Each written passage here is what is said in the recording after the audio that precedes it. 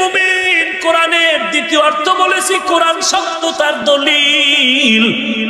যদি কোরআন কারায়েন থেকে নেওয়া হয়, কারায়েন কারিনাতুনের বহু বচন মানে দলিল।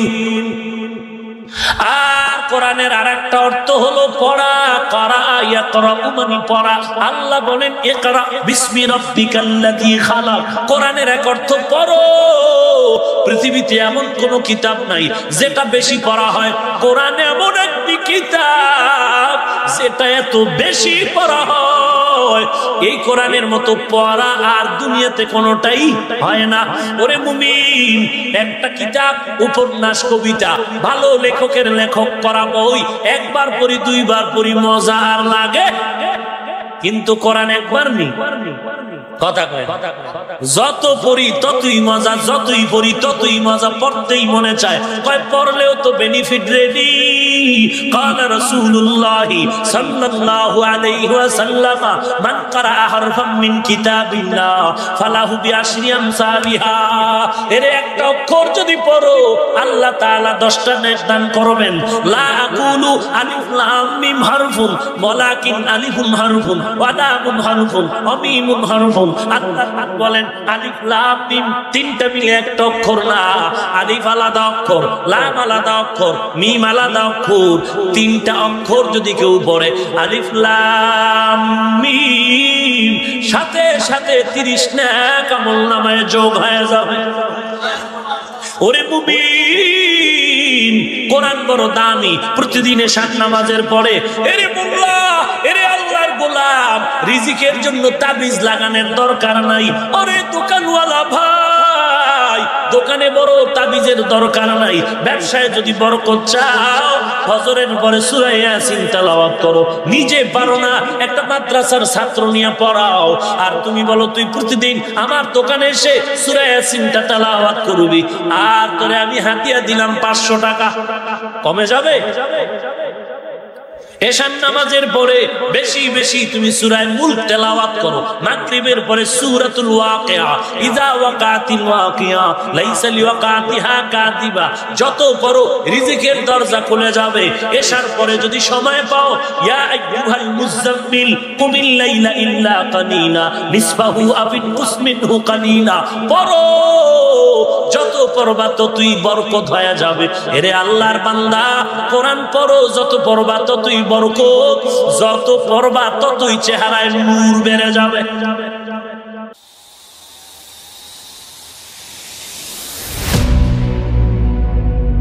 এ কোরআন কেন আসলো?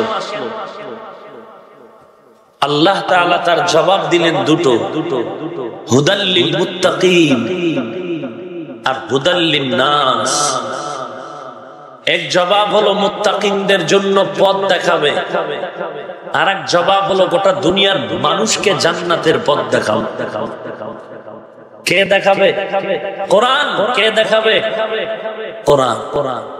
কোরআন কোথা থেকে আসলো আপনি প্রশ্ন করবেন, স্পষ্ট কোরআন জবাব দিবে, বাল হুয়া কুরআনুম মাজিদুম ফি লাওহিম মাহফুজ। আমি এমন কোরআনে মাজিদ যেটা লাউহে মাহফুজ থেকে এসেছি। হে কোরআন, তুমি কোন দিন আসছো? কোরআন বলে ইন্না আনজালনাহু ফি লাইলাতিল কদর। লাইলাতুল কদর, কদরের রাতে আসছে। কেমন লাইলাতুল কদর? ওয়ামা আদরাকা মা লাইলাতুল কদর। লাইলাতুল কদরি খায়রুম মিন আলফি শাহর। হাজার মাসের থেকে রাত বড় দামি, হাজার মাসের থেকে রাতের দাম বেশি।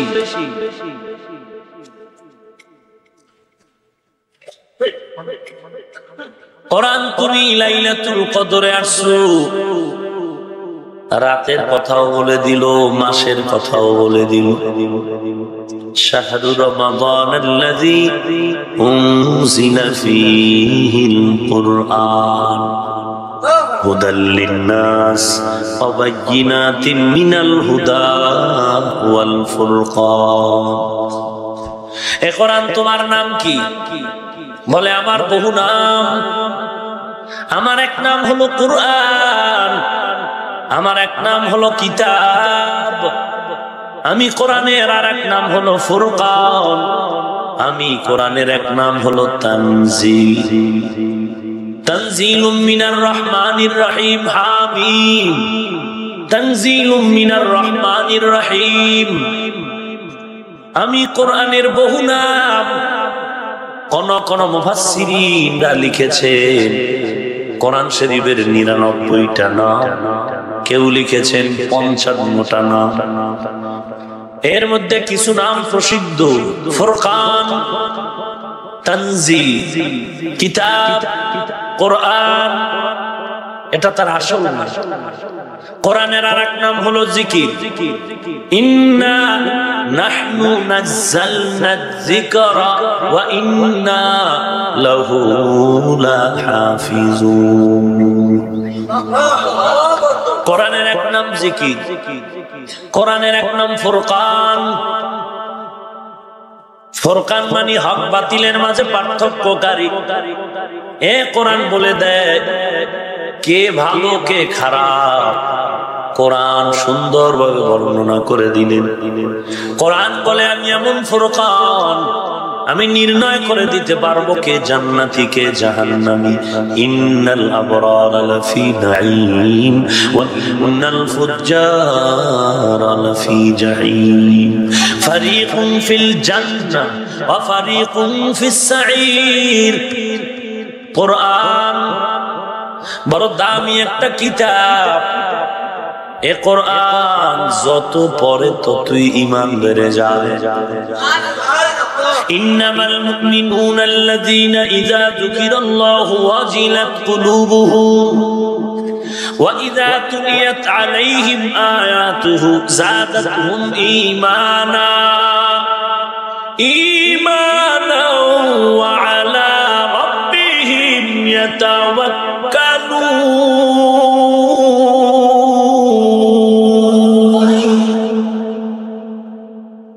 আমি কোরআনের যত বেশি পড়ে তত ঈমান বেড়ে যায়।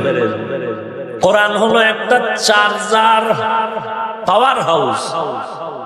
এটার সাথে যার সম্পর্ক যত বেশি তার ভিতরে ঈমানের চার্জ বেশি।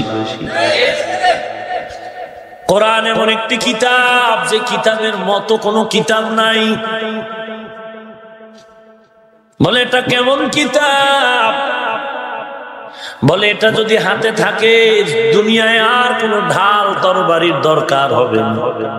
এই কোরআনেই তোমাকে দুনিয়ায় শান্তি পরকালে মুক্তির ব্যবস্থা করে দিবে। এই কালাম জিন্দা কুরআনে হাকিম, হিকমতে উলায়া জালাসতু কদিম, জামিউল ইলমি ফিল কুরআনে হাকিম, তাকাসারাত আনহু আফহামুর রিজাল। আরে ভাই সাউন্ড দেন না কেন? এই মাইক্রো ভাইরা, আল্লাহ বলেন এই কোরআন আমি অবতীর্ণ করলাম, অনুনাজ্জিলু মিনাল কুরআনি মা হুয়া শিফা। কোরআন হলো ঔষধ। ঔষধ কারা খায়? সুস্থ মানুষ, অসুস্থ। ঔষধ সেবন করে কারা?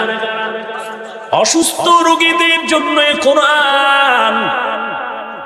পৃথিবীর সমস্ত মানুষ রোগী, শরীরের দিক থেকেও রোগী, রুহানির দিক থেকেও রোগী। মানুষ তো দুইটা জিনিসের সমন্বয়, মানুষ শরীর আর রূহ, আত্মার সমন্বয়। এরে মানুষ, আসলে এই বডির নাম আমার হাফিজুর রহমান না, আমি এই মাটির শরীরের নাম আমার হাফিজুর রহমান না। যুবক ছেলেটা এখানে দাঁড়ায় কান্না করে, সামনে দেখি সাদা কাপড়ের একটা প্যাকেট লাগানো। কিরে যুবক কেন কাঁদো? বলে আমার আব্বা নাই। তোর সামনে কাপড় লাগানো সাদা কাপড়ের প্যাকেটে কে কাপড়টা টেনে দেখলাম তোর বাবার মতোই। বলে হ্যাঁ এটাই তো আমার বাবা, তবে বাবা এখন আর নাই। কেন? গতকালকে তুই এই চেহারা এই হাত দেখেই তো বলছো এই লোক আমার বাবা। তুই তো বাজারের অন্য কাউকে আব্বা বলে ডাক দাও নাই। গতকালকে যেই হাত যেই চোখ যেই কান যেই নাসিকে দেখে আব্বা ডাকছো, এখনো তো তার চেহারা হাত কান সব ঠিক আছে। বলে থাকলে কি হবে, ইনি আমার আব্বা না। বলে ইনি কে? বলে ইনি হলো আমার বাবার লাশ। আমার বাবা নাই, আমার মা নাই, এটা কি বলে মায়ের লাশ। আমার ভাই নাই, এটা কি বলে ভাইয়ের লাশ। তাহলে এতদিন তুমি কাকে আব্বা বলে ডাকলা? সে আব্বাকে, আসল আব্বারে তো খুঁজে পাও নাই। খুঁজো তোমার আসলকে। হায় হায় হায় হায়। এই জন্যই তো মানসুর বলেছিল আমি যে বলি আমি, আমি যে বলি আমি, আমি কি? আমি যে বলি আমি, আমি বলি আমি বলতে তো কিছুই নাই। কারণ আমি বলার অধিকার হলো আমার আল্লাহ। কারণ আমার আল্লাহ হুয়াল হাইয়ুল কাইয়্যুম। আমি তো আজ আছি কাল থাকবো না, কোনো নাম থাকবে না, কোনো নিশানা থাকবে না, কোনো চিহ্নই থাকবে না। আমি বলি আমার গাড়ি, আমার বাড়ি, আমার টাকা, আমার পয়সা, আমার আমার আমার বলি আমার ছেলে, আমার মেয়ে। না না, এ ছেলে আমার না, এ মেয়ে আমার না, এ বাড়ি আমার না। কারণ বাড়ি উঠাইতে আমার গাছ লাগছে, গাছ আমি বানাই না, বানানোওয়ালা আল্লাহ। আমি যেই ছেলেটারে বলি আমার, এই ছেলেটারে কথার শক্তি আমি দেই নাই, এই ছেলেটার চাওয়ার শক্তি আমি দেই নাই, এর পেছনে কথা বলার শক্তি কে দিলেন? তাহলে আমার ছেলে কেমন করে হলো?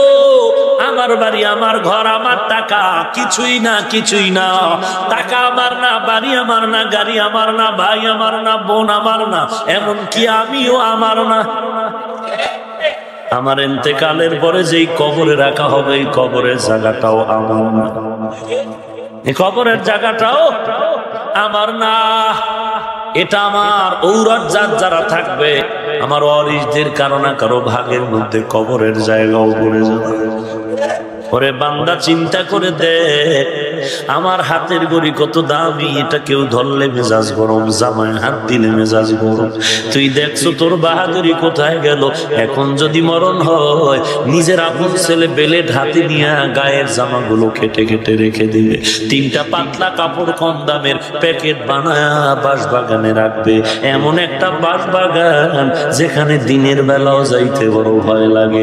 কেন? বলে ওই জায়গা মানুষ থাকার জায়গা না, ওই বাঁশবাগান হলো সাপের থাকার জায়গা। ওখানে সাপ, ওখানে সাপ, বাঁশবাগানে সাপ, জঙ্গলের ভেতরে হিংস্র প্রাণীরা থাকে। ওরে আল্লাহর বান্দা তাকায় দেখ, প্রধানমন্ত্রী বড় রাষ্ট্রপতি, তার জন্য 3.5 হাত কবর, 3 কাপড়। আমার আম্মা জানের জন্য যেমন 5 কাপড়, প্রধানমন্ত্রীর জন্য 10 কাপড়, 5 কাপড়। এরে আল্লাহর বান্দা, প্রধানমন্ত্রীর হাত যেমন 2টা, আমার মায়ের হাত 2টা, রাষ্ট্রপতির হাত 2টা, আমারও হাত 2টা। হেরে মুমিন, এগুলো কিছুই না, বাহাদুরি না। বাহাদুরি ওই ব্যক্তি করতে পারবে যার কাছে কোরআন আছে, কোরআনের ঔষধ আছে। রোগ হইল ভয় নাই, অ্যান্টিভাইরাস হাতে আছে, ভাইরাস ঢুকলেও টেনশন নাই। কি দেওয়া আছে? অ্যান্টিভাইরাসের সিকিউরিটি দেওয়া আছে, কোরআন আছে, কোনো ভয় নাই। দুনিয়ার জমিনে আমার রোগ আসবে, ঔষধ তো আমার হাতে। মা হুয়া শিফা, ঔষধ সেবন করব, রোগ ভালো হয়ে যাবে। কবরে আমার ভয় নাই, কারণ আমার কাছে কবরের মুসিবতের সময় কবরের অ্যান্টিভাইরাস কি আছে? কি আছে? কোরআন। قال النبي صلى الله عليه وسلم إذا وضع الميت في قبره جاء القرآن عند رأسه। আল্লাহর নবী বলেন, মাইয়িতকে কবরে রেখে যখন সবাই চলে যায়, ফেরেশতারা মাথার কিনারে এসে দাঁড়ায় প্রশ্ন করার জন্য। মাথার থেকে আওয়াজ হয়, খবরদার, বান্দা সবে মাত্র আরামের ঘুম দিছে, ডিস্টার্ব করবা না। ফেরেশতারা বলে, কে ধমক দিলা? বলে, আমরা হলাম এই বান্দার চরম বন্ধু কোরআন। আল্লাহ নবী বলেন, দুনিয়ায় কোরআন নিয়ে থাক, তারাকতু ফীকুম আমরাইন লান তাদিল্লু মা তামাসসাকতুম বিহিমা কিতাবাল্লাহ ওয়া সুন্নাত রাসূলি। কোরআন হাতে রাখ, বিমান দুর্ঘটনায় সব ধ্বংস হয়ে গেল। এরে মুসলমান, ঘর বাড়ি পুরে সব শেষ। পোড়া ঘরের মধ্যে ঢুইকা দেখি আল্লাহর কালাম জিন্দা অবস্থায় আলমিরায় পড়ে আছে, আগুন স্পর্শ করে নাই। এই কালামে জিন্দা কুরআনে হাকিম হিকমতে উলায়া জালাসতু কাদিম। এমন এক কোরআন, মা হুয়া শিফা, সারা দুনিয়ার মানুষের জন্য কোরআন ঔষধ, বেঈমানের জন্য কোরআন ঔষধ। যখন কোরআনের ঔষধ হাতে নিল, পৃথিবীর শ্রেষ্ঠ সন্ত্রাসী ওমর কালেমাওয়ালা হয়ে গেল। কোরআনের বদৌলতে ওমর এমন দামি হয়ে গেল, এখন ওমর যেই পথে চলে ওই পথে শয়তান চলতে ভয় পায়। তো চিন্তা করে দেখো আদামিনী যে কেমন বেড়া শয়তানে ভয় পায়। শয়তানে ভয় পায় কেন? ওমরের হাত আমার হাতের থেকে 13 হাত লম্বা। হ্যাঁ, ওমরের বডি আমার থেকে 6 হাত উঁচা। না না, তার হাত দুটো আমার হাত দুটো, তার যেমন গঠন আমারও তেমন গঠন, কিন্তু তার কাছে যে ইমানের পাওয়ার আছে, কোরআন আছে। এই কোরআনের পাওয়ার যখন ওমরের মধ্যে ঢুকে গেল, এখন ওমরকে শয়তান পর্যন্ত ভয় পায়। আজ কোরআন আমার, আর সেই কোরআন নাকি এটা আলাদা হয়ে গেছে? সেই কোরআনই তো আছে, সে কোরআন তো এখনো আছে, কিন্তু আজ মুসলমানের ঘরে কেন রহমত নাই? না থাকার কারণ হাজী সাহেব, ঘরের আলমিরার ভেতরে রুমে তুমি কোরআন রাখছো, ময়লা পড়ে গেল, তুমি খবর নিলা না। অথচ তুমি সামনের বারান্দার মধ্যে আলমিরা সুকেসের মধ্যে বাঘ ভাল্লুক বানর দিয়া বোঝাই করে রাখছো। বিদায় হজে আমার আল্লাহর নবী মক্কা বিজয়ের দিন গিয়া হাতের সাথে লাঠি লাগাইয়া কাবার ঘরের থেকে মূর্তিগুলো ভেঙে ভেঙে সব নামায়। এ আলী, জমজমের পানি দিয়া কাবার ঘরটারে ধুয়ে ফেল, আমরা আজ বিজয়ের নামাজ আদায় করব, জোহরের নামাজ। এই মক্কা পাক করে দাও, কোনো মূর্তি থাকবে না। রহমাতুল লিল আলামিন লাঠি দিয়ে দিয়ে মূর্তিগুলো ভেঙে দেয়। আর হাজী সাহেব মুসলমান মক্কায় ধাক্কা লাগাইয়া আজকে ঘরের মধ্যে মূর্তি বসায় রাখছি। हकीकत से तू दुनिया बेखबर है, दुनिया की नुमाइश पर नजर है। नमी गोयम के आज दुनिया जुदा बाश, बहर कारे के बाशी बा खुदा बाश। আল্লাহর কোরআন এমন একটি মুআজিজা, আল্লাহ যত নবী দিয়েছেন প্রত্যেক নবীকে আল্লাহ অলৌকিকতার অনেক পাওয়ার দান করেছেন। নবীদের মাধ্যমে অসাধারণ কিছু ঘটে গেলে এটাকে বলে মুআজিজা। আল্লাহ ওয়ালা তাকওয়া ওয়ালা খাঁটি আল্লাহ ওয়ালার মাধ্যমে যদি অসাধারণ কোনো ঘটনা ঘটে যায়, এটাকে তরিকার ভাষায়, শরীয়তের ভাষায় বলে কারাম। নবীদের মুআজিজা যেমন সত্য, আল্লাহ ওয়ালার কারামত তেমন সত্য। পটিয়া মাদ্রাসা চট্টগ্রাম, মাদ্রাসার বানী মুফতি আজিজুল হক রহমাতুল্লাহ আলাইহি তাহাজ্জুদের মুসাল্লায় দাঁড়িয়ে আছেন। খাদেম হুজুর পানি আগায় দেয়। একদিন খাদেম বলে, দেখবো আল্লাহর ওলি তাহাজ্জুদের মুসাল্লা থেকে কোথায় যায়। খাদেম একদিন নজর করে দেখে আল্লাহর ওলি রুমের মধ্যে নামাজ পড়ে মোনাজাত করে বের হয়ে যাচ্ছে।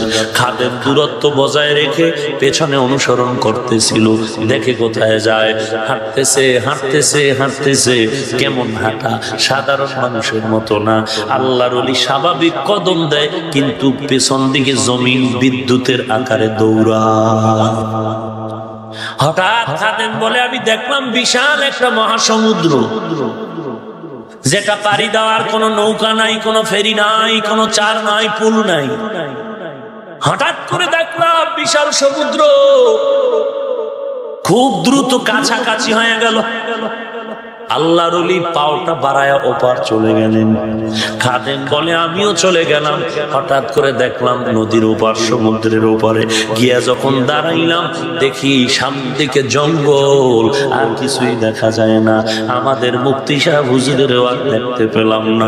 আমি ভয়ে পাই গেলাম, কোথায় আসলাম ভয়। হঠাৎ ভোর রাতের ঘটনা, ফজর হয়ে গেল, আকাশ আলোকিত হয়ে গেল। তাকায় দেখি জঙ্গলের মধ্যখান থেকে একজন বুজুর্গ হেঁটে হেঁটে আমার সামনে এসে বলে, যুবক তুমি এখানে কোথা থেকে আসছো? আমি বললাম পটিয়া। কোথায় তোমার পটিয়া? বলে চট্টগ্রাম। কোথায় তোমার চট্টগ্রাম? বলে বাংলাদেশ। আল্লাহর নবী ডেকে বলেন, ওরে গোলাম, তুমি বাংলাদেশ থেকে কিভাবে আসছো? এটা তো আফ্রিকার জঙ্গল তোমার সামনে হাজির। বাংলাদেশ থেকে তুমি আফ্রিকার জঙ্গলে কিভাবে আসছো? বলে পটিয়ার মুফতি সাহেব আজিজুল হক রাহমাতুল্লাহ আলাইহি তিনি এখানে আসতেছিলেন, আমি পেছনে পেছনে হাঁটলাম। হঠাৎ করে দেখি দেখা যায় না। আল্লাহর ওলি ডাক দিয়ে কয়, রে যুবক, বেশি বুঝার চেষ্টা করবি না, সংক্ষেপ বুঝে নে। এই বাংলার জমিন না, সারা দুনিয়াতে যত কুতুবুল আলম আছেন, এদের নিয়ে সপ্তাহে আফ্রিকার জঙ্গলের মধ্যে একটা বেলায়াতের অনুষ্ঠান। ওই বেলায়াতের অনুষ্ঠানের মধ্যে 5 মিনিটে সব কুতুবুল আলমরা হাজির হয়ে যায়। আউলিয়ারা কারে আকবা ইখতিয়ার, জাহেলারা কারে দুনিয়া ইখতিয়ার। মাইনে মোমেন সোয়ে মোমেন মিশাওয়াত, মাইলে কাফের সোয়ে কাফের মিশাওয়াত। আহলে হাদিস ভাইরা তো বলবে হাফিজুর রহমান মুশরিক হয়ে গেল। কারণ এগুলো কেমনে হয়? পটিয়ার আজিজুল হক চোখের পলকে কিভাবে বাংলাদেশ থেকে আফ্রিকার জঙ্গলে হাজির হয়ে গেল? এটা তো অসম্ভব, অসম্ভব। অসম্ভব বলেই তো এর নাম দিছে কারামত, অসম্ভব বলেই তো নাম হয়েছে মুজিজা। কারণ এটা তোমার মতো আল্লাহ ওলির বিরুদ্ধে যারা কথা কয়, তোমার বুঝারও কোনো মেধা নাই। কারণ তুমি বুঝবা কিভাবে? ওই দরজা তোমার বন্ধ। সোহবতে সালে তোরা সালে কুনাত, সোহবতে তলে তোরা তলে কুনাত। সন্দীপের হযরত রাহমাতুল্লাহ আলাইহি জীবনে দেখি নাই, দেখার বড় শখ, কিন্তু এত বড় একজন ব্যক্তি ছিল। সন্দীপের মাদ্রাসায় যখন যাই, তাদের রেখে যাওয়া তার সাথে যারা চলাফেরা করেছেন, এদের ব্যবহারে আমি অনুমান করি, আল্লাহর শপথ করে বলি, এদের মতো মাটির মানুষ আর নাই। এবার অনুমান করি সে আল্লাহর ওলি কত বড় মাটির মানুষ চিনে। আল্লাহর ওলি নাই, এজন্য তার কারামত বলা যায়। এমনকি সামনাসামনি প্রশংসাও জায়েজ যদি লোকটার ভেতরে কিবিরের আশঙ্কা না থাকে। হাসান রাদিয়াল্লাহু তাআলা নবীর সামনে নবীর গুণগান গায়, কাসিদা পড়ে, শার পড়ে। সামনাসামনি প্রশংসা করলে ধুলা মারো, মাটি মারো। তাহলে হাসান রাসূলের সাহাবী, রাসূলের সামনে যে প্রশংসার গান গাইলেন, মুহাদ্দিসিন তার সমাধান দিয়েছেন, ওই ব্যক্তির প্রশংসা তার সামনে করলে কোনো সমস্যা হবে না, যদি প্রশংসায় সেই লোক একেবারে গরম না হয়, নিজের ভিতরে অহংকার না আসে, তাহলে প্রশংসা করা যায়। ভাইরা আমার,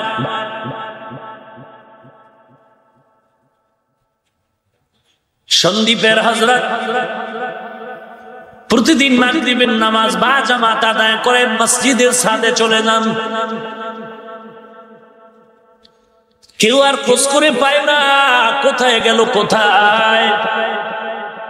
আবার দেখে ফজরের নামাজে জামাতে মসজিদে হাজির।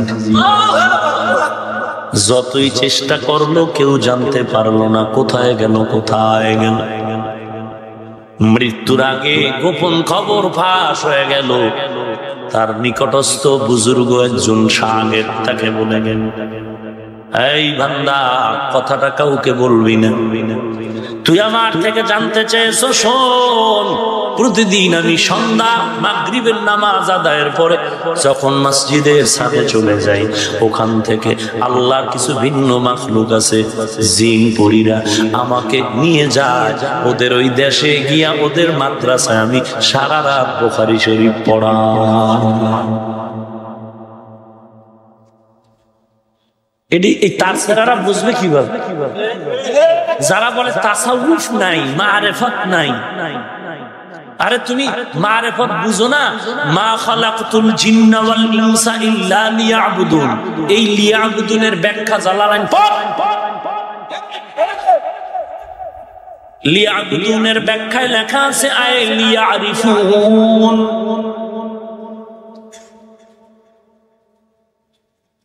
যে বলে আন্তরিকতা, আধ্যাত্মিকতা, তাসাউফ, ভেলায়াত, ওলি, এই মাথা নষ্টদের নিয়ে কোথায় যাওয়া যায়? বুখারী শরীফে বেলায়াতের বয়ান, ওলিদের বয়ান বুখারী শরীফ, অথচ 24 ঘন্টা বুখারী লইয়া চিল্লায়, আবার আল্লাহ আল্লাহকে গালিও দেয়। আসলে হেদায়েত বড় কঠিন ব্যাপার। হুদাল লিন্নাস। চরমনায়ের জমিনে ঘুমন্ত সৈয়দ ফজলুল করিম রাহমাতুল্লাহ আলাইহি, এই বেটা, কোন পীরের দালালি করি না, কোরআন সুন্নাহর আলোকে কথা বলছি। উল্টা পাল্টা যদি হয় এখানে ধরায় দে, তওবা করে নিব। পেছনে কোনো ফাইজলামি করে নিজের নামটা মুনাফিকের খাতায় লেখাবি না। যদি ভালো আব্বার ছেলে হয়ে থাকো, মাস্তানি করবি না। আমি কোন পীরের নামে দালালি করি না, বাস্তব শোনাচ্ছি আধ্যাত্মিকতার পাওয়ার কাকে বলে। শাইখুল হাদিস আল্লামা আজিজুল হক রাহমাতুল্লাহ আলাইহি জেলখানায়, মুফতি আমিনী রাহমাতুল্লাহ আলাইহি জেলখানায় গ্রেফতারি পরোয়ানা জারি হয়ে গেল। ফজলুল করিম রে গ্রেফতার করো, কেউ সাহস পায় না। শেষ পর্যন্ত থানার থেকে একটা ওয়ারেন্ট অর্ডার নিয়ে গেল অফিসে। ফজলুল করিম রাহমাতুল্লাহ আলাইহি বসে আছে। প্রশাসনের লোক কেন আসছেন? বাবারা আসছেন কেন? বাবারা কইলে আর দিলে কোনো রাগ থাকে? বাবারা আপনারা কেন আসছেন?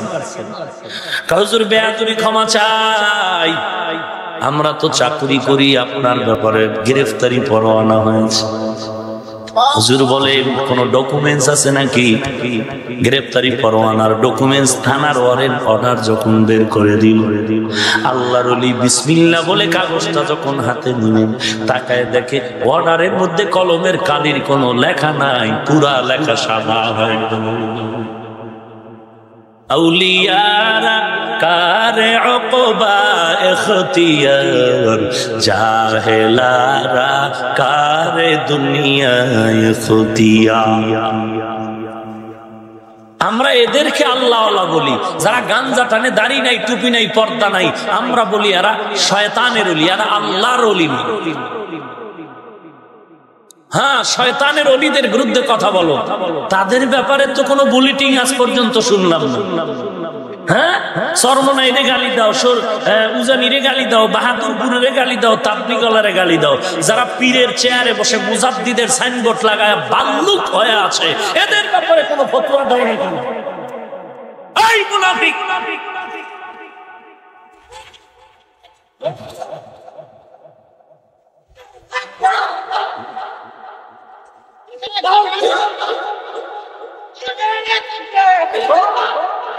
এই ভাই স্লোগান বন্ধ করেন, তাদের ব্যাপারে ফতুয়া দাও না কেন? চামড়াটা তুলে ফেলবে এই ভয় পাও। চামড়া তুলতে আমরাও পারি, তোদের মতো বেয়াদব না। আমগো 1000 বার গালি দিল, আমরা অশালীন জিহ্বা দিয়ে কোনো আচরণ করতে চাই না, কারণ আমরা আদর্শওয়ালা নবীর উম্মত। নাহলে একটা থাপ্পড় নেওয়ার মতো ওজন, এই হাতের ওজন সহ্য করার কোনো মানুষের জমিনে নাই।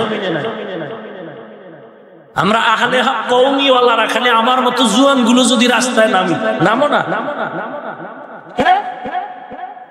আধা ঘন্টায় সব বেতাল হয়ে যাবে, আধা ঘন্টায়। কারণ তোর মতো খালি খাই আর ঘুমাই না, আমাদের ভেতরে আল্লাহর মহব্বত, আল্লাহর নেক নজর, আদবের কিছু পাওয়া যাচ্ছে। আমরা কাউকে গালি দেওয়া শিখি নাই, এত বড় বেয়াদব হইনি। আমরা যারা গালি দেয় এদেরকে মহব্বত করতে শিখেছি। কোরআন শরীফ খুলে দিলে আরবি পারে না, বুখারী শরীফের আরবি দিলে আরবি বুঝে না, বাংলা লয়ে চিল্লায় আর আবু হানিফারে কয় মুশরিক, খাজা মঈনুদ্দিন গাঞ্জাখোর। অথচ আল্লাহ পাক নবীরে বলেন, বুখারীর হাদিস, মান আদালি ওয়ালিয়ান ফাকাদ আযানতুহু বিল হাব। হে নবী, উম্মতের জানায় দেন, যারা আমার ওলিদের সাথে বেয়াদবি করবে, দুশমনি করবে, আমি আল্লাহ তাদের সাথে যুদ্ধ করার জন্য প্রস্তুত হয়ে গেল। হাদিসের একটা অংশ, এটা লম্বা একটা হাদিস। এবার বাকি অংশে কি আল্লাহ বলেন? ও নবী, আল্লাহ ওয়ালা কারা? এক বচনে ওলি, বহু বচনে আউলিয়া। ওলি, ওলি কাকে বলে? ওলি বেলায়াত থেকে আসছে। লম্বা আলোচনা, বুখারীর থেকে শোনাচ্ছি। বুখারীও যদি না মানো তো তুমি কি মানো? আল্লাহই ভালো জানে।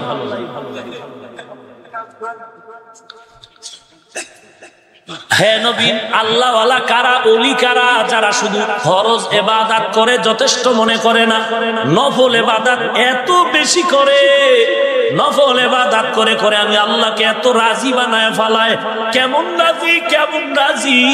আল্লাহ ওয়ালার উপরে আমি আল্লাহ এক পর্যায়ে এমন রাজি হয়ে যাই, আমি আল্লাহ এক পর্যায়ে বান্দার চোখ, আমি আল্লাহর চোখ হয়ে যাই। বান্দার হাত আমি আল্লাহর কুদরতি হাত হয়ে যাই, বান্দার জবান আমি আল্লাহর কুদরতি জবান হয়ে যাই, বান্দার পা আমি আল্লাহর কুদরতি পা হয়ে যাই। ওলির বয়ান, বুখারীর হাদিস। চালাকি করো কপাল পুড়তে, স্পষ্ট স্পষ্ট হাদিসে কুদসি।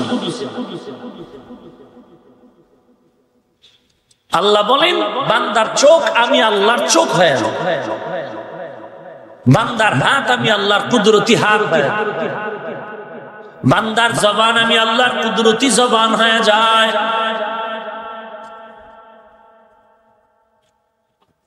তাদের ভেতরে কোরআনের নূর আছে, হেদায়েত। মা হুয়া শিফা, কোরআন হলো সারা দুনিয়ার মানুষের জন্য ঔষধ। মুফাসসিরিন ইকরাম লিখেছেন, শরীরের জন্য যেমন, রূহের জন্য যেমন কোরআন ঔষধ, তেমনি ভাবে শরীরের রোগের জন্য কোরআন ঔষধ। তার মানে এটা বলছি না যে খালি তাবিজ লাগাও, তাবিজ লাগাও তো বলা হয় নাই। আবার এটাকে আমরা হারামও বলি না। কোরআন শরীফ শরীরের জন্য ঔষধ, ডাক্তার বলে ফিরায় দিলাম রুগী, আর বাঁচার কোনো গ্যারান্টি আমাদের হাতে নাই। রুগীরে মনের মতো খাওয়া, যা মনে চায় খাওয়া, কোনো নিষেধ নাই, বাঁচবে না। এই রুগীরে সন্তান বাড়ি নিয়া বিছানায় শোয়া কান্না করে ইমাম সাহেবের কাছে গিয়ে কয়, হুজুর একটু আব্বার জন্য দোয়া করবেন। ডাক্তার ফিরায় দিছে, মনে যা চায় তা খাওয়ার জন্য বলেছে। আমার বাবা বুঝি আর বাঁচবে না, হুজুর একটু আমার বাবার জন্য দোয়া করেন। হুজুর বলে, রে সন্তান একটু পানি নেও, আমি পানির মধ্যে একটু কোরআন করে দম দিই। ইমাম সাহেব যখন পানির মধ্যে কোরআন করে দম দেয়, আল্লাহর শুকর, বহু বহু ঘটনা আমাদের হাতে আছে। এই কোরআন পড়ে যখন পানির মধ্যে দম দিল, এই পানিটা মরণওয়ালা রোগীরে যখন পান করায় দিল, কোরআন পড়ার রোগী পানি পান করে পুরা সুস্থ হয়ে গেল।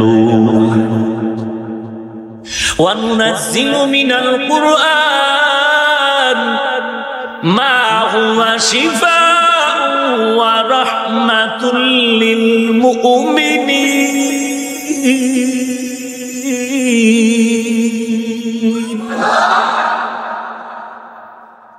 সারা দুনিয়ার মানুষ বেঈমান মুমিন সবার জন্য কোরআন ঔষধ।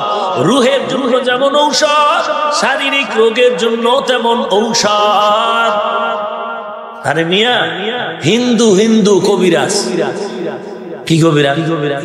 হিন্দু কবিরাজ তো একদিন খালি একজন, হাজার হাজার একেবারে টিউমারের রোগীরে ফু দিল, দম দিয়ে দিল, জাইরা দিল, কি দিয়া জারে। হিন্দু কয় আমি কোরআন শরীফের ওই আয়াত করলাম।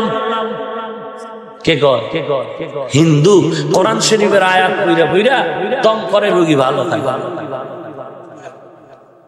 হিন্দু পড়ুক আর গাঞ্জা করে পড়ুক, কোরআনের তো আলাদা একটা অ্যাকশন আছে, পার্সোনালিটি আছে। কোরআন তো একটা হেদায়েত, কোরআন একটা আলো, একটা কঠিন অ্যাকশন ভেতরে।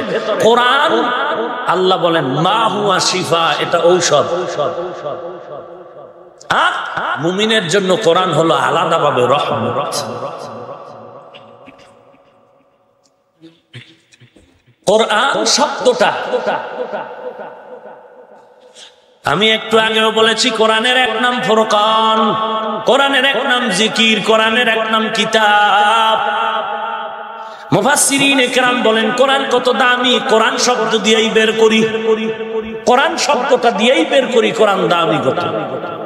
বলে কোরআন শব্দটা চারটা শব্দ থেকে নির্গত। কয়টা? এক নাম্বার করা, ইয়াকরাউ, করা থেকে কোরআন অর্থ হলো জমা করা। অর্থ কি? জমা করা। আল্লাহ বলেন লা তুহাররিক বিহি লিসানাকা লিতা'জালা বি ইন্না আলাইনা জামআহু ওয়া কুরআনা। হে রাসূল, আপনি জিহ্বাটা বেশি নাড়াচাড়া করবেন না, আমি আল্লাহর কুদরতি জিম্মায় সিনার মধ্যে কোরআনটা জমা করে দিব। আল্লাহ তাআলা কোরআন কেমন সুন্দর করে জমা করলেন। এক একটা অক্ষরকে জমা করে একটা শব্দ হলো, অনেক শব্দ হয়ে একটা আয়াত, অনেক আয়াত সংমিশ্রণ হয়ে একটি সূরা, অনেকগুলো সূরা জমা করে হলো কোরআন। এক ব্যাখ্যা। দুই নাম্বার জমার ব্যাখ্যা হলো কোরআন মানে জমা করা। দুই নাম্বার ব্যাখ্যা হলো এ কোরআনের মধ্যে মানুষের জীবনের যা দরকার, মুআমালাত, মুআশারাত, অর্থনীতি, রাষ্ট্রনীতি কোরআনে আছে। বুঝা কোন কোরআন শরীফের ভেতরে ব্যক্তির জীবনের নীতি নির্ধারণ আছেনি, সমাজের ভেজালের সমাধান আছেনি, মানুষের জীবনের যা সমস্যা সব সমাধান ডাইরেক্ট হোক ইনডাইরেক্ট হোক কোরআনে আছে না নাই? শুধু রাষ্ট্রনীতির কথা নাই। হ্যাঁ, তাহলে যারা বলে ইসলাম আর কোরআনে রাজনীতি নাই, তার মানে কোরআন এই দিক দিয়ে দুর্বল। আমরা দুর্বল কোরআন মানি না, আমরা এমন কোরআন মানি যেটা কমপ্লিট চতুর্দিকের সমস্যার সমাধান দেওয়া। এটা এমন একটা কিতাব, এটা বছরে বছরে কোনো সংশোধনী নাই, একবারে আল্লাহ দিয়া দিলেন, কিয়ামত পর্যন্ত চলবে। কথা বলেন না কেন? এই কোরআন আজ মুসলমানের ঘরে নাই, থাকলেও তেলাওয়াত নাই। রাত্র ৩টা বেজে গেল, সন্তান ঘুমায় না, মা বলে ঘুমাবি না, বলে ফেসবুক চালাই, ব্যস্ত, ডিস্টার্ব করো না মা। এরে যুবক, তোর এই মোবাইল হলো ধ্বংসের পূর্বাভাস। তোর এই মোবাইলের দ্বারা তোর জীবনও ধ্বংস হয়ে গেল, যৌবনও চলে গেল। তুই ডাক্তারের পরীক্ষা করে দেখ তোর যৌবন কত মিটার আছে, খবর নেই।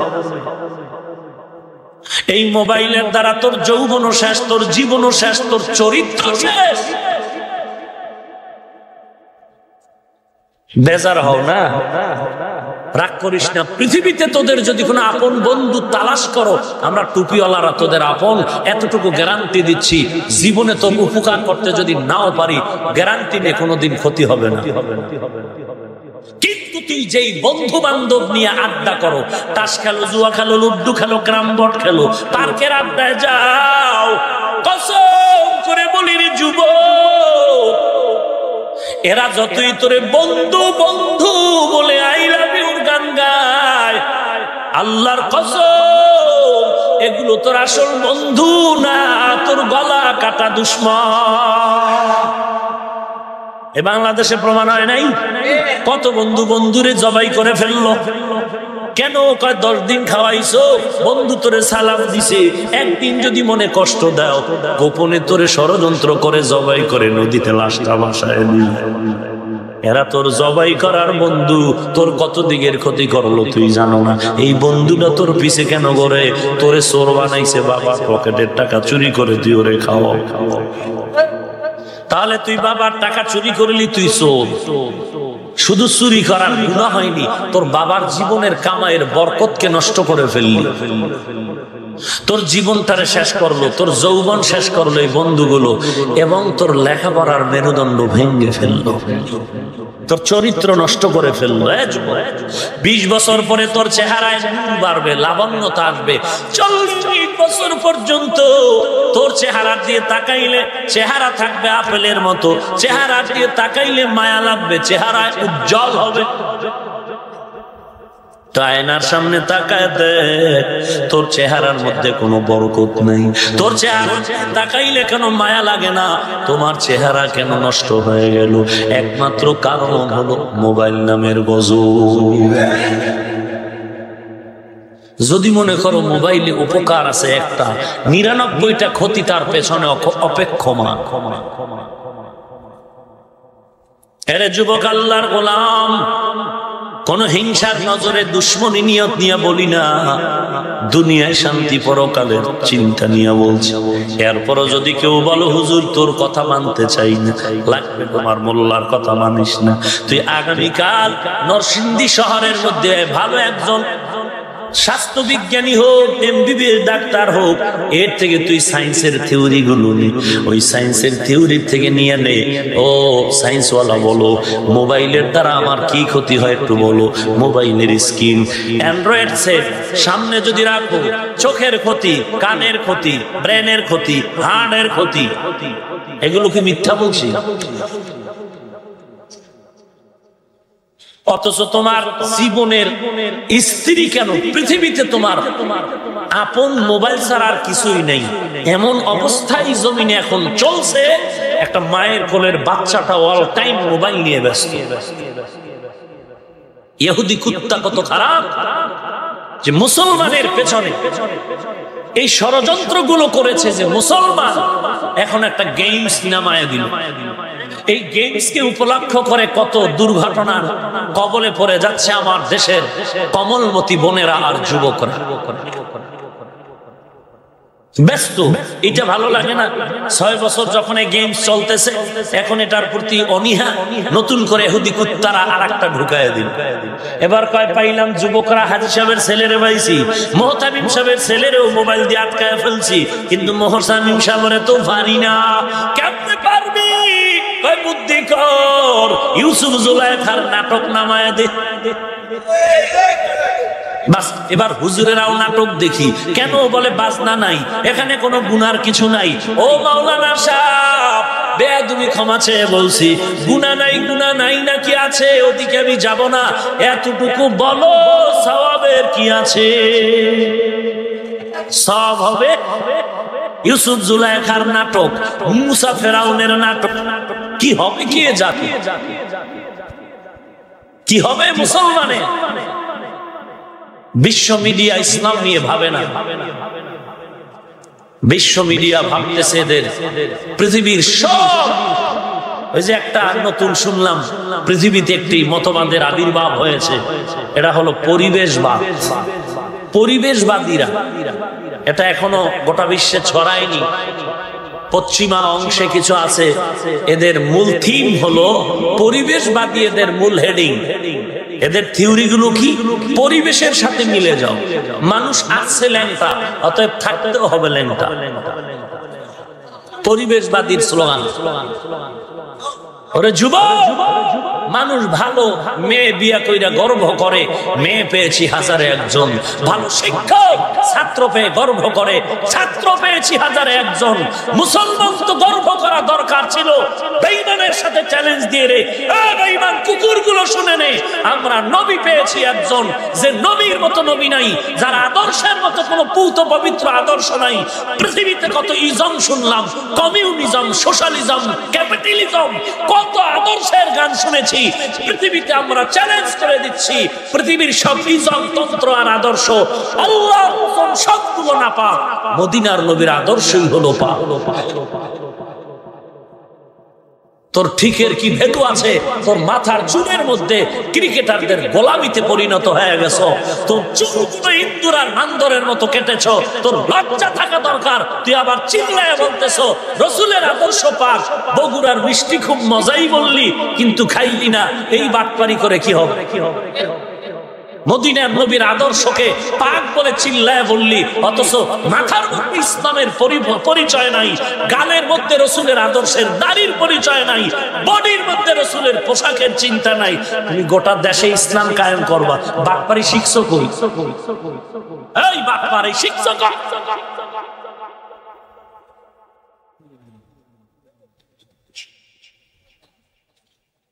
নবীর জন্য জীবন দিতে মন চায়, দাঁড়িয়ে রাখতে মনে চায়। এজন্য বলি, টুপি যে মাথায় দেয় না সে বেআমল, কিন্তু বেয়াদব না।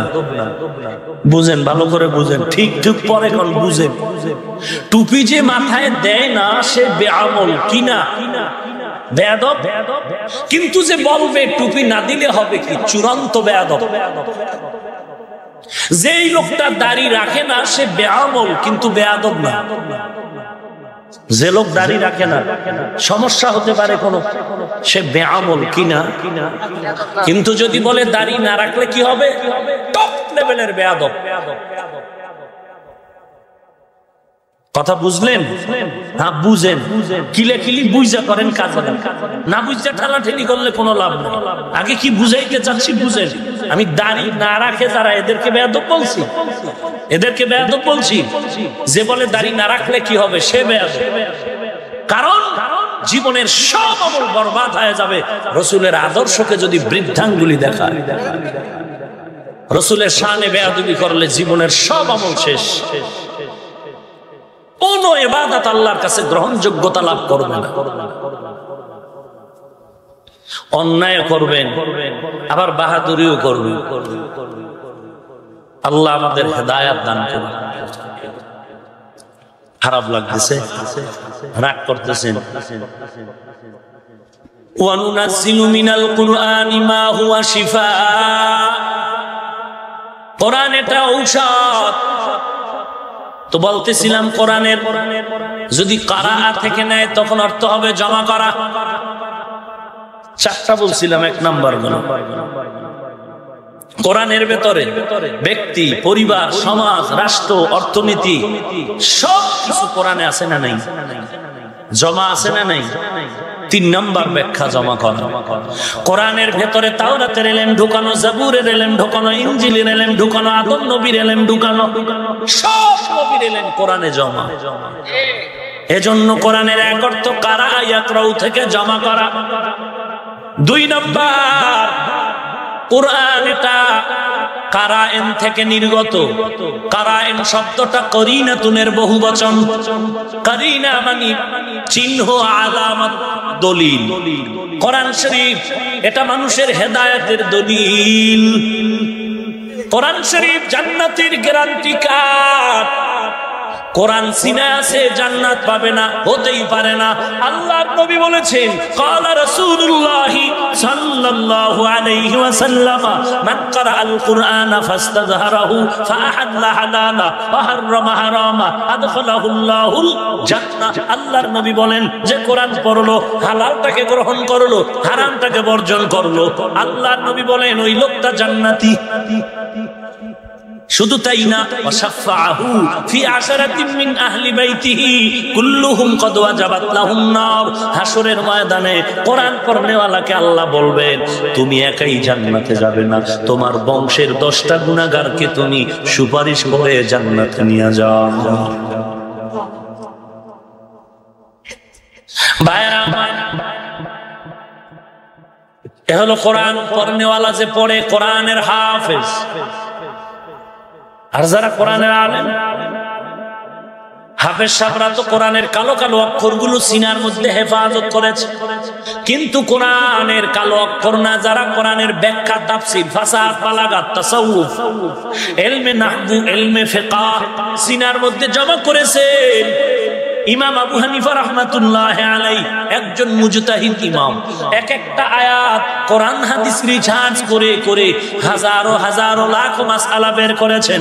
ইমামে আজম আবু হানিফার ছাত্র ইমাম মুহাম্মদ, ইমাম আবু ইউসুফ, এইরকম ইমাম আহমদ বিন হাম্বল, ইমাম শাফিঈর ছাত্র ইমাম শাফিঈ, ইমাম আবু হানিফার শাগরিদের শাগির্দ। এরপরে হলো ইমাম বুখারী, অনেক পরে ইমামে আজম আবু হানিফা।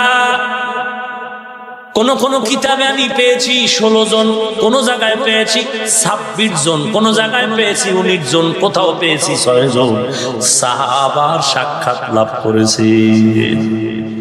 লাকাদ জানাল বিলাদা ওয়া মান আলাইহা ইমামুল মুসলিমিন আবু হানিফা বুদ ইমামে বাসফা আসরাজে উম্মতানে মুস্তফা। কোরআন জামিউল উলুম। এরে মুমিন, এই কোরআন এত বড় দামি একটি কিতাব, যার কাছে কোরআন আছে তার কাছে সব আছে, যার কাছে কোরআন নাই তার কাছে কিছুই নাই। ইমাম মালিক, সম্ভবত ইমাম মালিক অত বড় একজন ওলিয়ে কামেল, আগের দিন মাদ্রাসার অভাব, এখন তো গ্রামে গ্রামে মাদ্রাসা, ঠিক নেই? আগের দিনে মাদ্রাসার বড় অভাব, মাইলকে মাইল হেঁটে হেঁটে হেঁটে হেঁটে গিয়ে এরপরে এলেম অর্জন করা লাগতো। এখন বাড়ি বাড়ি গ্রামে গ্রামে মাদ্রাসা। বাড়ে না কমে? কেন কেন বাড়ে? কেন? ওই যে গালি দেয়, এই জন্য বাড়ে। গালি দেওয়ার কারণে তাবলীগলারে যত গালি দেয় বাড়ে না কমে? বাড়ে। যত গালি দিবি ততই বাড়বে, এটাই নিয়ম। এটাই কি নিয়ম? ইমাম মালিক আল্লাহর ইবাদত গুজার একজন আল্লাহর খাঁটি বান্দা, সারা রাত ইবাদত করে, কিন্তু ইমাম মালিকের পেটে খাদা নাই। সফরে রওনা হয়ে গেলেন, এলেমের সফরে রওনা হয়ে গেলেন। আল্লাহর নবী বলেন, যারা কোরআন হাদিসের এলেম অর্জনের জন্য সফর করে, মান সালাকা তরিকান ইয়ালতামিসু ফীহি ইলমা সাখালাল্লাহু লাহু বিহি তরিকান ইলাল জান্নাহ। আল্লাহর নবী বলেন, যারা এলেম অর্জনের জন্য রাস্তায় হাঁটতে থাকে, আল্লাহ তাআলা তাদের জন্য জান্নাতের পথ আসান করে দেয়। ইমাম মালিক এলেমের জন্য, মানুষের কাছে দাওয়াতের জন্য হাঁটতেছে। এক জায়গায় গিয়ে হাঁটতে হাঁটতে মরুভূমি এলাকা, খানা নেই, 3 দিনের ক্ষুধা, কেউ বলে আরো 2-4 দিন কম বেশি ক্ষুধা চলছে, খানার কোনো আয়োজন নাই। এক পর্যায়ে নামাজ পড়বে, ইবাদত করবে, দাঁড়াইতেও পারে না, দুর্বল। সারা রাত ইবাদত করলো এক এলাকায়, পেটের ভেতরে ক্ষুধা, ক্ষুধা নিবারণের কোন খানার আয়োজন নাই। খুঁজে খুঁজে দেখলো এলাকার পাশে একটি ছোট খানার ঘর। রুটিওয়ালার কাছে গিয়া বলেন, ভাই আমি এত দুর্বল, আমারে যদি একটু খানার আয়োজন করো, আমি তোমার একটা মাসআলা শিখাই দিব। চোরের শুনে ধর্মের বয়ান, তুমি কোন জায়গার মোল্লা এসেছো, আমাকে মাসআলা শিখাইবা? মাসআলার গুল্লি মারি, কোনো খানা নাই, টাকা দাও। আমি চিনি টাকা, মাসআলা চিনি না। টাকা টাকা আছে? বলে না না, কোনো টাকা নাই। বলে টাকা না দিলে খানাও নাই, টাকা না দিলে খানা নাই। বলে তোর একটাই এলেম শিক্ষা দেব, জরুরি। জরুরি গুল্লি মারি, টাকা জরুরি। এলমেরা এজাজ করদান বেহিসাব, হলকেরা দাদান জবাবে বাসওয়া। এরে আল্লাহর বান্দা, কেমন ইলম ওয়ালা ইমাম মালিক। বারবার বলি 70 বছর মদিনায় জীবন কাটাইছেন, এখনো ইমাম মালিকের কবর মদিনার ভেতর। কে সেই ইমাম মালিক? 70 বছর মদিনায় জীবন কাটাইলেন, পায়ে কোনোদিন জুতা পরে নাই। সুবহানাল্লাহ, গজব লাগলো। ইমাম মালিক, কেন তুমি জুতা পরো না? মদিনার জমিনে কেন জুতা পরো না? ইমাম মালিক চোখের পানি ছেড়ে বলে, রে ভাই, মদিনার যেখানেই আমি যাই সেখানেই মদিনার নবীর রওজার ঘ্রাণ পাই। মদিনা নাম কত সুন্দর,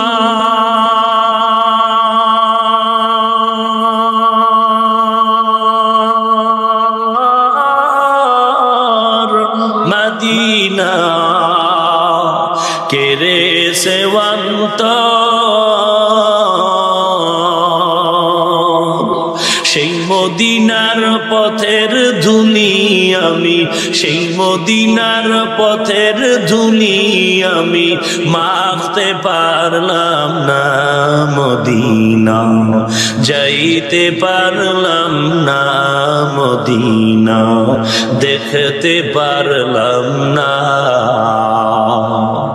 আমি অসহায় তাই এত দূরে রই, শুধু সালাম জানাই। মদিনা যাইতে পারলাম না, মদিনা দেখতে পারলাম না। খারাপ লাগে আপনার? আল্লাহর কাছে দোয়া করো, হে মালিক, তুমি আমাদের জীবনে একবার যদি হয় মদিনার ওই ধুলা গায়ে লাগাবার তৌফিক দাও। এরে নবীর উম্মতের দল, মদিনা বড় দামি এক জায়গার নাম, যেখানে আমার নবী আজও জিন্দা অবস্থায় শহীদ। এরে নবীর উম্মতের দল, যে নবী এত দামি নবী, যে নবীর রওজার কিনারা থেকে চক্ষুওয়ালা ব্যক্তিরা এখনো নবীর ঘ্রাণ পায়। কেমন আমার নবী? নবী যদি রাস্তা দিয়া চলতে হাজার কদম দূরে গেল, এই রাস্তায় মেশকো দিয়া পুরা ঘ্রাণে মুখরিত হয়ে যাইত। কেমন নবী আমরা পেয়েছি, আজ ওই নবীর সুন্নতের খবর নাই, ওই নবীর গালি দেওয়া হয়। এরে নবীর উম্মত, আজকে ওই নবীর দাড়ি নিয়ে গালি দেওয়া হয়। আজকে তুমি নবীর সুন্নতের দাড়ি কাইটা তুমি আজকে নবীর সাথে দুশমনি করতেছো। নবীরে যারা গালি দিল তাদের ব্যাপারে তুমি কোনো কথা বললা না। তুমি এখন নবী গায়েব জানে না কি জানে না নিয়ে কিলাকিলিতে ব্যস্ত। নবী নূরের তৈরি না মাটির তৈরি নিয়ে তুমি ঝগড়া করতেছো। তোমার ছেলে নামাজ পড়ে না, দাড়ি রাখে না, সেই খবর কেন মিলে না বলো? তোমার মেয়েটা কেন এখনো বেপরদা স্কুল কলেজে যায়? হিসাব দিতে হবে আল্লাহর দরবারে। পালাবার কোনো সুযোগ আছে? এরে নবীর উম্মতের দল, আমার নবী আদর্শ বাস্তবায়নের জন্য কত মার খাইলেন, কত দুশ্মন আমার নবীর গলার মধ্যে রুমাল লাগায় জোরে টান দিল। নবীজির জিহ্বা মোবারক বের হয়ে গেল, ঘাম পড়তেছে। নবীর বেজার না, রুমালটা ছেড়ে দেওয়া মাত্র নবী তার হাতে হাতটা লাগায় মুস্কি হেসে দিলে। নবীর আদর্শ অথচ তোমার ব্যক্তি জীবনে নবীর আদর্শ নাই, পরিবারে নাই, সমাজে নাই। তুমি বলো সমাজ যেমন তেমনি ভাবে চলতে হবে। চেয়ার টেবিল ছাড়া তোমার খানা চলে না। অথচ নবীর যুগে চেয়ার টেবিল ছিল ছিল ছিল, তারপরও নবী চেয়ার টেবিলে খান নাই ছিল, কিন্তু চেয়ার টেবিলে খান নাই ছিল, চেয়ার টেবিল ছিল কিন্তু নবী চেয়ার টেবিল ব্যবহার করেন নাই। শুধু তাই না, আল্লাহর নবীকে আল্লাহ নিষেধ করেছেন আসন বসে খানা খাওয়া যাবে না, এটা অহংকারীর বড় পরিচয়। আসন দিয়ে খানা খাওয়া যাবে না। আল্লাহ হাদিস ধমক দিয়ে বললেন, জিবরাইল যাও, আমার নবী যেন আসন দিয়ে বসে খানা না খায়, তুমি পাও ঝুলায় ঝুলায় খাও। এটা তো আল্লাহর নবীর আদর্শের বহির্ভূত কাজ। এর নবীর উম্মত শুধু তাই না, নারী পুরুষ এক টেবিলে খায়। তুমি নবীর আশেক দাবি করো, লজ্জা কি বিদায় হয়ে গেল? এত বেলাজা কেমনে হইলা, এত বেহায়া কেমনে হইলা? দাড়ি নাই, টুপি নাই, নামাজ নাই, পর্দা নাই, ছেলের চেহারায় মুসলমানের পরিচয় নাই, তুমি বলো আমি নবীর বড় আশেক। আর সেই লোকটা তাহাজ্জুদ করে, নামাজ পড়ে, ফাকরি পড়ে, এরে দাও গালি কেন? কে ওহাবী হয়ে গেছে। ওহাবীর ব্যাখ্যা জান? আল্লাহ হেদায়াত দান করুন। মদিনা নাম কত মধু,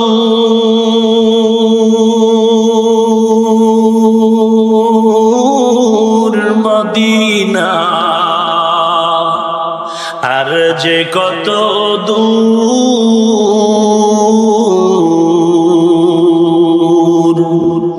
পাখির নাই ডানা থাকলে, পাখির নাই ডানা থাকলে যেতাম মদিনায়, মদিনা যাইতে পারলাম না, মদিনা দেখতে পারলাম না। আমি অসহায় তাই এত দূরে রই, শুধু সালাম জানাই, মদিনা যাইতে পারলাম না, মদিনা দেখতে পারলাম না। আল্লাহ আমাদের কবুল করেন। ভাইরা সামনে যাবো, মোনাজাত করে দিব না, আজকে দূর থাক। আরো আছে না, আওয়াজ আছে আশেপাশে, ওদিন শুনাও। আগামী মাসের 8 তারিখ মাধবদী হাই স্কুল মাঠে না, হ্যাঁ মাধবদী এসপি হাই স্কুল ময়দানে 8 তারিখ মাহফিল। আহলে সুন্নাত ওয়াল জামাত পরিষদের ব্যানারে ওদিন 8 তারিখ, মনে থাকবে না? আহলে সুন্নাত ওয়াল জামাতের ব্যানারে প্রধান মেহমান নুরুল ইসলাম অলিপুরি সাহেব, মুফতি মিজানুর রহমান সাইদ দামাত বারাকাতুহুম, আমরাও ছোটখাটো কিছু আছি, সবাই থাকবেন ইনশাআল্লাহ। কারা কারা যাওয়ার নিয়ত করতেছেন দেখে, এক একজনে 5 জন করে নিয়ে যাবেন দাওয়াত দিয়া। রাজি রাজি রাজি, আল্লাহ কবুল করেন। তাহলে ওই দিন বাকি আলোচনা শুনো।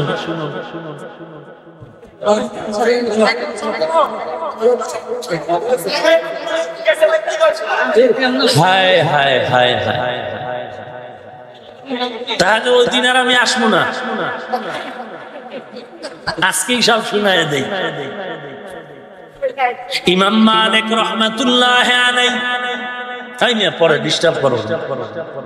ইমাম মালিক হোটেলওয়ালার সামনে গিয়ে ডাক দিয়ে কইরে, ও হোটেলওয়ালা ভাই, আমাকে একটু রুটির ব্যবস্থা করে দাও, আমি বড় ক্ষুধার্ত, আমার পেটে বড় ক্ষুধা। ঘটনাটা শেষ করি। ইমাম মালিক যতই বুঝায়, চোরে শোনে না ধর্মের বয়ান। ওরে আল্লাহর বান্দা, যার কাছে আলো নাই, যার চোখে ডিস্টার্ব, সে মনে করবে আলো অন্ধকার সমান। যার নাকের ঘ্রাণ শক্তির মধ্যে ভেজাল আছে, ওই বান্দার সামনে আতর আর পায়খানা সমান। এর কাছে যদি পায়খানা দেয়, মনে করবে বগুড়ার দধির মতো, কারণ নাকের ঘ্রাণ শক্তি ভেজাল। ইমাম মালিক যত বুঝায়, ও হোটেলওয়ালা ভাই, আমি আল্লাহর একটা গোলাম, আমি গরিব, তুমি আমাকে একটু যদি দাও, রুটি দাও, আমি বিনা টাকায় নিলাম না, টাকা না থাকলেও তোমাকে আমি একটু উপকার করি, ভালো একটা মাসআলার সমাধান করে দেই। হোটেলওয়ালা রাজি হলো না। আল্লাহর ওলি পেটের মধ্যে ক্ষুধা, মনে বেজার, মনের কষ্ট নিয়ে ইমাম মালিক বিদায় হয়ে গেল। সফর লম্বা, এমন ক্ষুধা হাঁটতেও পারে না, মাঝে মাঝে গিয়া গাছ পাইলে আঞ্জা করে পেট চাপা, সহ্য করতে পারে না, রুমাল দিয়ে পেটে বাঁধে, বড় কষ্ট। ওরে মুমিন, যার পেটে ক্ষুধা সে বুঝে ক্ষুধা কত কষ্টের। টেকনাফের বর্ডারে কান্না করে একটা মহিলা বাচ্চা নিয়ে রাস্তার কিনারায় ফজরের নামাজের পরে দাঁড়ানো। জিজ্ঞাসা করা হলো, মা, বাচ্চা নিয়ে তুমি কেন দাঁড়ায় দাঁড়ায় কান্না করো? মহিলা ডাক দিয়ে বলে, 3 দিন পর্যন্ত আমার কোনো খানার আয়োজন নেই, আমি খানা চাই না, আমি না খায়া মরো যাইলে আমার কোনো আফসোস নেই, কিন্তু আমার কোলের মধ্যে দুধের শিশুটা বড়, দুধও পায় না, বুকে দুধ না, আমার বাচ্চাটার একটু ভালো পানি দেওয়ারও কোনো সুযোগ নাই। আমি ফজরের নামাজ পড়ে রাস্তার পাশে দাঁড়ায় দাঁড়ায় কান্না কান্না কান্না। ওরে নবীর উম্মতের দল, এই জমিনের মধ্যে কত আল্লাহর বান্দা তাহাজ্জুদ কাজা করে না, কিন্তু বড় গরীব, ঘরের মধ্যে খানা নাই, মাঝে মাঝে খবর নেই।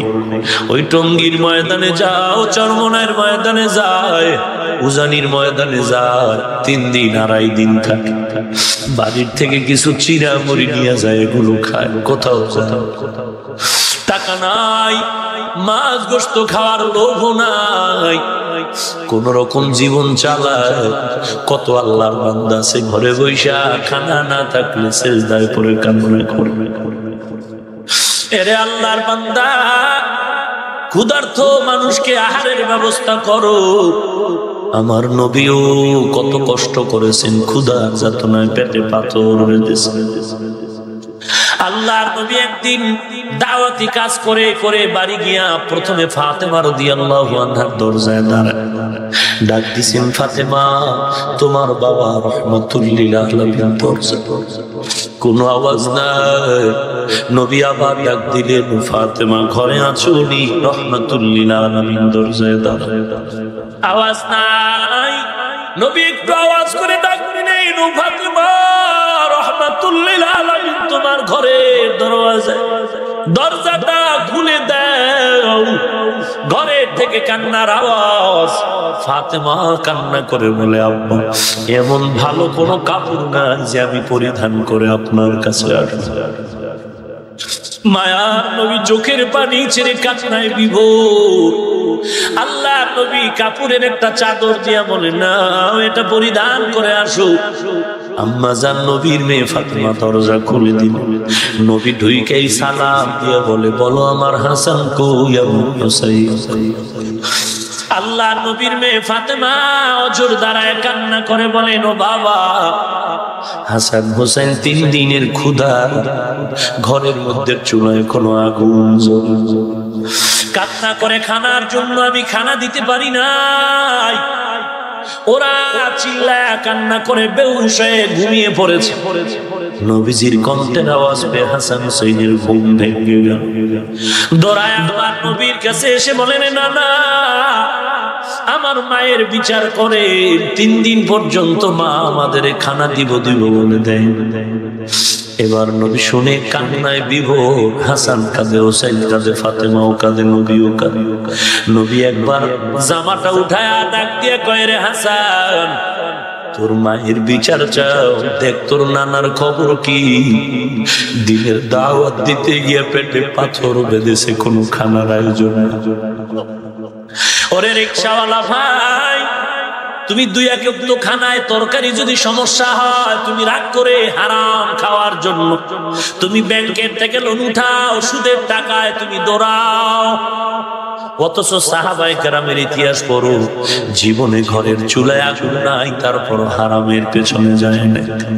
এরে আল্লাহর গোলাম, ইমাম মালিক পেটে ক্ষুধা নিয়ে চোখের পানি ছেড়ে মুনাজাত করে, রে মালিক, হোটেলওয়ালা কত পায়ে ধরে বললাম একটা রুটি দাও, আমাকে দিল না রে মাওলা, আমি বড় ক্লান্ত, তুমি আমাকে হেফাজত করো। ইমাম মালিক একটু দূর জায়গায় গিয়ে ওখানে ইবাদতে লিপ্ত হয়ে গেল। এদিকে আল্লাহর ওয়ালার মনের মধ্যে কষ্ট দেওয়ায় গজব শুরু হয়ে গেল। কি গজব? আল্লাহর ওয়ালার একটা কথা নিয়ে স্বামী আর স্ত্রীর মাঝে ঝগড়া শুরু হয়ে গেল। এদিকে উপযুক্ত মেয়েটাও বড় হচ্ছে, বিয়ার কোনো ব্যবস্থা হয় না। এরে আল্লাহর বান্দা, বিবাহের কোনো পয়গাম আসে না। এবার স্বামী একদিন ধমক দিয়ে বলে, বিবি টেনশন কেন করো, ভালো একটা জামাই যদি পাই আমি পৃথিবীর সব ওই জামাইরে দিয়ে দিব। স্ত্রী একটু মোটামুটি দিনের দিকে আগানো, কারণ ভালো বাবার সন্তান। অনেক ঘরে দেখা যায় স্বামী নামাজ পড়ে না, স্ত্রী নামাজ পড়ে। স্বামী রোজা রাখে না, স্ত্রী রোজা রাখে। কত ঘরের খবর পাই, কত ঘরের খবর পাই। রমজানে স্ত্রী রোজা থাকে, স্বামী রোজা রয় না, আমারে পাক করে খানা দিবি, রোজা রাখার সময় আমার নাই। আল্লাহর বান্দি যখন হোটেলওয়ালার কথা শুনলো, মনে বড় আঘাত, সর্বনাশ, সারা দুনিয়ার উপটোকন তোমার জামাইরে দেওয়ার ক্ষমতা নাই। মূর্খ ভণ্ড ডেকে বলে, তুমি আমার সাথে বার্গেনিং করবা না, বিতর্কে জড়াবা না, আমি যে ওয়াদা করেছি সব দিব, সব দিব, আমার এই ওয়াদায় আমি বাস্তব। তুমি যে বললা আমি পারবো না, আমি যদি পারি তখন তুমি তো আমার কাছে দুর্বল, তুমি তখন আমার কাছে মুখ দেখাইতে পারবা না। এক পর্যায়ে ধমক দিয়া বলে, বিবি, যদি আমি সব গোটৌকন আমার জামাইরে দিতে না পারি, পৃথিবীর সব যদি দিতে না পারি, যদি দিতে নাই পারি, তাহলে আমি আজ দায়িত্বহীন ভাষায় শপথ করলাম, শুনে নাও, আমি তোমাকে ওদিন থেকে আর রাখবো না, তালাক দিয়ে দিলাম। যদি আমি দিতে না পারি তো তুমি তালাক। ভেজাল লাগায় দিল। স্ত্রী চোখের পানি ছেড়ে কান্না করে, স্বামী আমার, সবকিছু দেওয়ার ক্ষমতা তোমার হাতে নাই, নাই, তাহলে তো আমি তালাক হয়েই আছি, সময়ের ব্যাপার, বিবাহ হবে, আমি তালাক হয়ে যাব। মন বড় খারাপ, কষ্ট করে করে করে করে সংসারটা বড় করলাম, তুমি আমাকে এমন কথা কেন বললা? স্ত্রীর চোখের পানি দেখে স্বামীর অন্তরে বড় মায়া লাগলো। এক পর্যায়ে বুঝে এসে গেল, না না, আমি বাহাদুর করে এমন কথা কেন বললাম? দুনিয়ার সব কিছু দেওয়া আমার পক্ষে সম্ভব না, কিন্তু আমি তো কথা বলেই ফেলেছি, এর সমাধান দরকার। কোথায় যাব? সমাধানের জন্য একজন ইলমওয়ালার দরকার, কোরআনওয়ালার দরকার। কোরআনওয়ালা কই কই? কোরআনওয়ালা নাই, আশেপাশে মাদ্রাসাও নাই। খুঁজতে খুঁজতে বের হয়ে বলে, হ্যাঁ, আশেপাশে একজন বড় আল্লাহওয়ালা আছে, ইমাম মালিক, ওই গাছের জংলার কিনারায় ইবাদত করতেছে। হোটেলওয়ালা বলে তার কাছেই যাব, কিন্তু বুঝে নাই যার সাথে আমি বেয়াদবি করে ফেলেছি। হোটেলওয়ালা সমাধানের জন্য গাছের জংলার কিনারে ইমাম মালিকের কাছে চলে যায়। ইমাম মালিক দেখে চিনতে পেরেছে, এই তো সেই বেয়াদব হোটেলওয়ালা, আমারে কষ্ট দিল, রুটি দিল না। এবার হোটেলওয়ালার দেখে বলে, কি রে ভাই, কি মুসিবতে গ্রেফতার হয়ে এখানে আসছে? হোটেলওয়ালা বলে, হুজুর, বেয়াদবি মাফ করবেন, একটি মাসআলার সমাধান চাই। ইমাম মালিক বলল, তোমার নাকি মাসআলার দরকার নাই, তোমার নাকি টাকার দরকার। এত বাহাদুরি করা ভালো না, আল্লাহ মাইর হলো আলমের ভাই। চালাকি করে লাভ নাই, যতই বাহাদুরি করো, যেই জিনিসটাকে তুমি বৃদ্ধাঙ্গুলি দেখাও, তুমি আর একজনের মুসিবতে তুমি নিজেকে ধন্য মনে করো, তার মুসিবতে তুমি খুশি। না না, খুশি হয় না, একদিন এই মুসিবত তোমাকেও গ্রাস করে ফেলবে। ঠিক ঠিক। ওয়ামাকারু ওয়ামাকারাল্লাহ ওয়ামাকারু ওয়ামাকারাল্লাহ ওয়াল্লাহু খায়রুল মাকিরিন।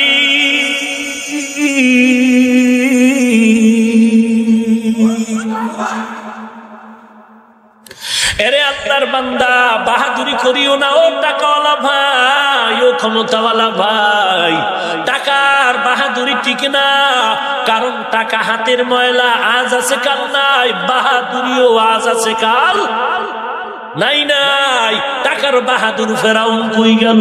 টাকার বাহাদুর আমেরিকার বুশ কোথায় গেল? টাকার বাহাদুর বিল ক্লিনটন কোথায় গেল? টাকার বাহাদুর ওই গাদ্দাফি কোথায় গেল? ফেরাউন কোথায় গেল? টাকার বড়াই করো না রে ভাই, টাকা কিছুই না, ইজ্জতের মালিক হলেন আমার আল্লাহ। ইমাম মালিকের সামনে দাঁড়ায়া হোটেলওয়ালা কান্না করে, হুজুর বেয়াদবি করে ফেলেছি, মাফ করে দেন। আল্লাহওয়ালা দিল বড়ওয়ালা, দিল বড়, হিংসা নাই, মাফ করে। বলে কি সমস্যা? বলে একটা সমস্যায় পড়েছি, আমার বিবির সাথে একটা কসম করেছি, আমার মেয়ে বিয়ার সময় আমি সব উপটৌকন দিয়া দিব, যদি দিতে না পারি আমার স্ত্রী ভেটো দিল, তর্কের খাতিরে বলে ফেললাম, না পারলে তোরে তালাক দিয়ে দিব। এবার সমাধান দেন, আমার মেয়ের বিবাহের ব্যবস্থাও হয়ে গেল। লম্বা কথা সংক্ষেপে বলছি, ইমাম মালিক সমাধানের জন্য তার প্রান্তে হাজির হয়ে বলে, তুমি তোমার মেয়েটাকে যখন বিয়ে দিচ্ছ, জামাইটারে নিয়া তুমি মেয়েটারে সামনে দাঁড় করায়, স্বামী আর স্ত্রী সামনে দাঁড়াইয়া তুমি সব কিছু দেওয়ার কোনো দরকার নাই, তুমি ভালো হয় তওবা করে নাও, আর তোমার জামাইটারে তোমার মেয়ের সামনে দাঁড়ায়, স্বামী আর স্ত্রীর মধ্যস্থায় তুমি এক জিলদ কোরআন শরীফ স্বামীর হাতে দিয়া দাও, জামাইয়ের হাতে, আর বলবারে, ও জামাই এ কোরআন শরীফ আমি তোমার হাতে তুলে দিলাম, যদি কোরআন হাতিয়া দেও, এ কোরআন হলো সব দুনিয়ার অপটৌকন এই কোরআনের মধ্যে ঢুকানো, এই কোরআনটা যদি দিয়ে দেও, কোরআন দেওয়া মানে সবকিছুই দেওয়া। ইলমে রা'জো করদন বেহিসাব, খলকে রাদা দন জওবে বাসো।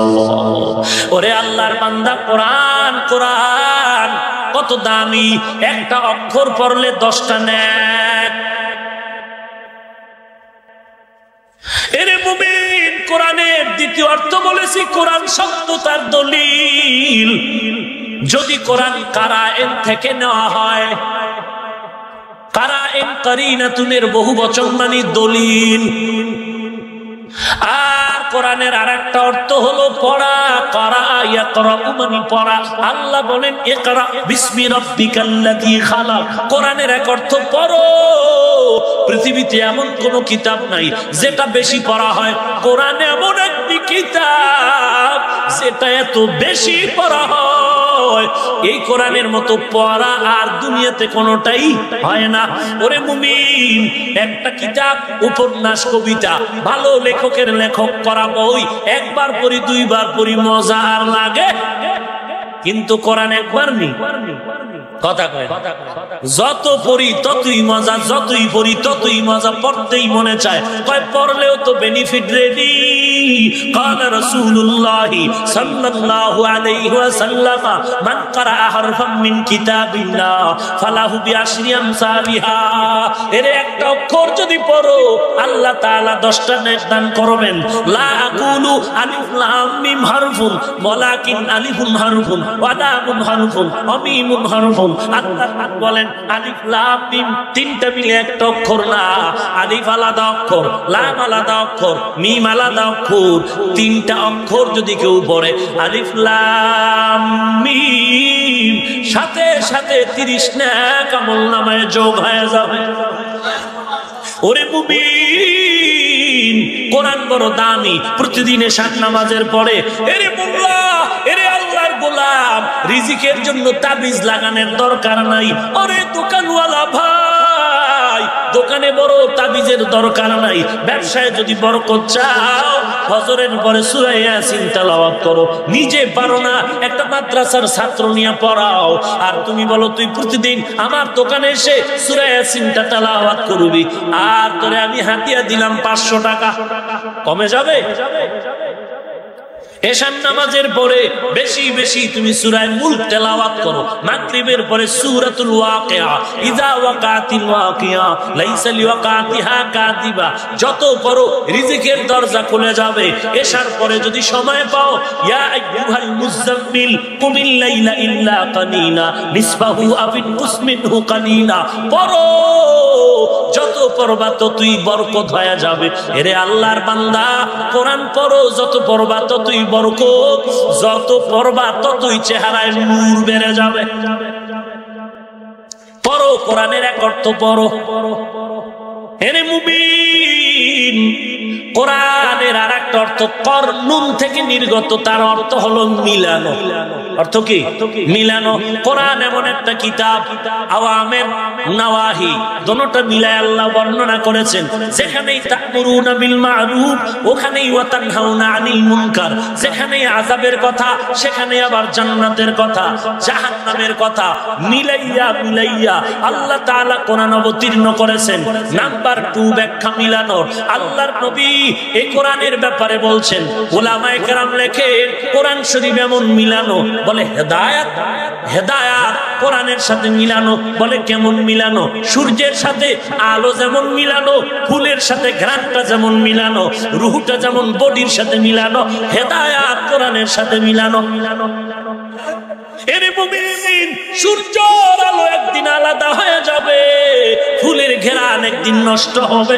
কোরআনের সাথে যেই হেদায়েত নামের আলোটা মিলানো, এই হেদায়েতের আলো কোনোদিন আলাদা হবে না। ওরে মুমিন, এই কোরআন পড়ো, কোরআনের এত দাম। হাসরের ময়দানে কুদরতি লিফট আল্লাহ বানায় বলবে, এ কোরআনওয়ালা কোরআন পড়। একটা আয়াত পড়বি, এক এক স্টেশন উপরে উঠে যা, অটো উপরে উঠতে থাক। ইউকালু লি সাহিবিল কুরআন ইকরা ওয়ারতাকি ওয়ারাত্তিল কামা কুনতা তুরাত্তিলু ফিদ দুনিয়া ফা ইন্না মানজিলাকা ইনদা আখিরি আয়াতিন তাকরাউহা। কোরআন বড় দামি এক সম্পদ, এ কোরআন বুকে লাগাও। এরে মুমিন, আজকেও কিতাবে দেখলাম আল্লাহর ঘর বাইতুল্লাহ এত দামি, যেখানে নামাজ পড়লে একে কত? 1 লক্ষ। এরে মুমিন, কেউ নামাজ পড়ে অল টাইম আল্লাহর রহমত কাবার ছাদের উপরে অবতীর্ণ হয়। 120টা রহমত। কয়টা? 120। যারা নামাজ পড়ে, তাওয়াফ করে, তাদের উপরে সেকেন্ডে সেকেন্ডে আল্লাহ 60টা রহমত দেন। যারা নামাজ পড়ে না, তাওয়াফ করে না, কোরআন তেলাওয়াত করে, কি পড়ে? কোরআন পড়ে, তসবিহ পড়ে, তাদের উপরে 40টা রহমত। যারা কোরআন পড়ে না, জিকির করে না, তসবিহ পড়ে না, শুধু তাকায় তাকায় দেখে আল্লাহর ঘর, এদের উপরও 20টা রহমত অবতীর্ণ হয়। মুফাসসিরিনে কেরাম এই হাদিস থেকে দলিল পেশ করলেন, আল্লাহর ঘর, ওরে আল্লাহর ঘর, ওখানে যদি শুধু তাকায় থাকলে সওয়াব হয়। আল্লাহর কালাম তো এটা কালামুল্লাহ।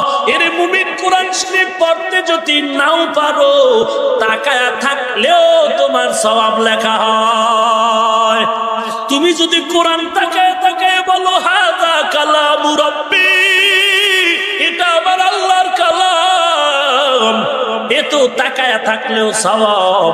অতএব যেই মুনাফিকেরা বলে কোরআনের অর্থ না যাই না পড়লে লাভ নাই, এরা চায় উম্মতের থেকে কোরআন দূরে সরায় দিতে। আমি চ্যালেঞ্জ দিয়ে বলছি, পড়তে পারো না, তাকায় তাকায় থাকলেও সওয়াব। কোরআন শরীফ যারা পড়তে পারেন না, ফজরের নামাজ পড়ে কোরআনটা খুলে তাকায় দেখেন ভিতরের লেখাগুলো, বুঝেন আর না বুঝেন, তাকায় যদি দেখেন এটাই তো আল্লাহর কালাম, হাযা কালামু রাব্বি, এতেও সওয়াব। আল্লাহর বান্দা, অতএব এই কোরআন সিনায় লাগাও। এ যুবক, সহিভাবে কোরআনটা পড়ো। এ কোরআনের কারণে আজ আমার দাম, সামান্য কাপড়ের দাম নাই, কোরআনে লাগলো গিলাপ নাম হলো, দাম বেড়ে গেল। কাঠের দাম নাই, কোরআনে লাগলো দাম বেড়ে গেল। আমি বান্দার দাম নাই, কোথায় আমার বাড়ি বরিশাল কুয়াকাটা। আজ এত মানুষ, বসারও জায়গা নাই, দাঁড়ানোরও জায়গা নাই। কত দূর থেকে এত মানুষ আসলো খানার জন্য? না না, একমাত্র নবীর সুন্নতের আকর্ষণ আর কোরআন শরীফের বরকত। অতএব আল্লাহর কালাম সিনায় লাগাও রে যুবক। 5 ওয়াক্ত নামাজের ওয়াদা করো, কোরআনটারে বুকে লাগাও। আমি আজকে ফতোয়া দিয়ে গেলাম, না পারলে তাকাইলো কি হবে? সওয়াব হবে। শিখো, কোরআন শুদ্ধ করে পড়ার চেষ্টা করো এবং কোরআন ওয়ালাকে মহব্বত করো। কোরআন ওয়ালাকে মহব্বত করলে তোমার জীবন ধন্য হয়ে যাবে।